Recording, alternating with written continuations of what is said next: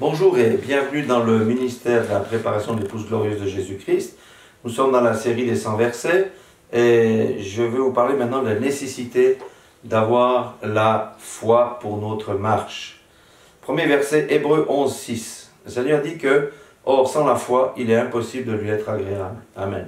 Donc si on veut être agréable à Dieu, il faut avoir la foi. Car il faut que celui qui s'approche de Dieu croie que Dieu existe et qu'il est le rémunérateur de ceux qui le cherchent. Ça veut dire quoi?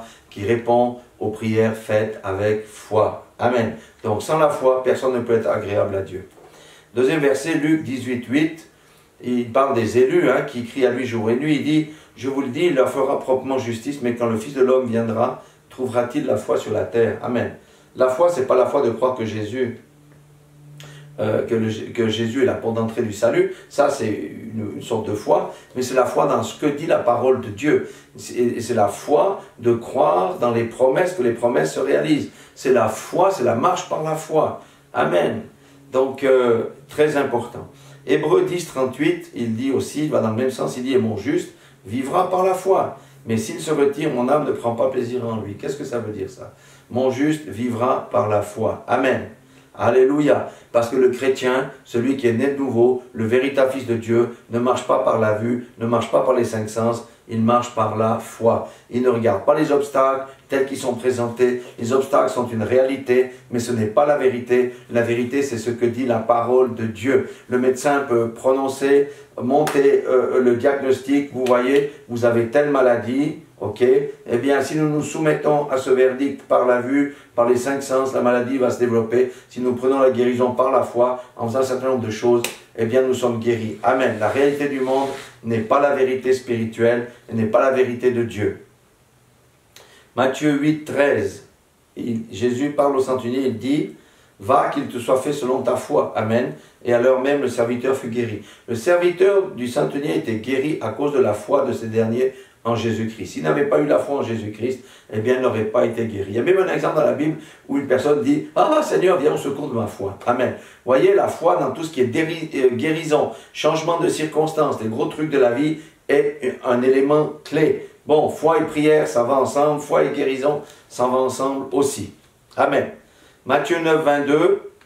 Jésus se retourna et dit en la voyant, « Prends courage, ma fille, ta foi t'a guérie. » Et cette femme fut guérie à l'heure même. Cette femme avait été malade d'une perte de sang pendant 12 ans.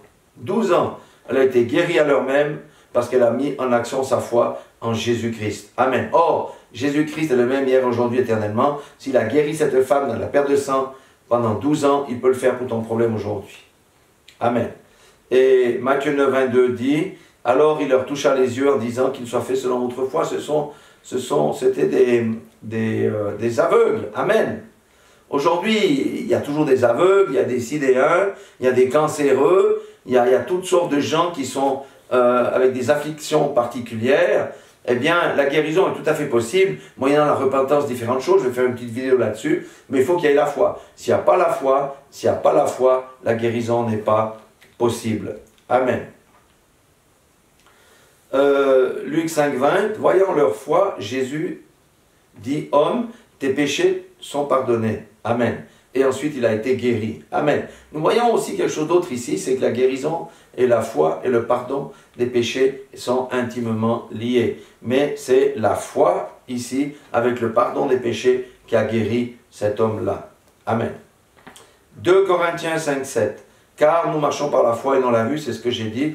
Nous les chrétiens, il ne faut pas regarder aux factures, il ne faut pas regarder... Non, il faut regarder la marche par la foi, parce que nous avons un Dieu qui pourvoit. Ce Dieu s'appelle Jéhovah Jireh, c'est Dieu Tout-Puissant, c'est le Dieu qui pourvoit. C'est comme la guérison, les scanners peuvent montrer ce qu'ils veulent, mais les scanners sont en dessous de Jéhovah Rapha, le Dieu qui guérit. Alléluia.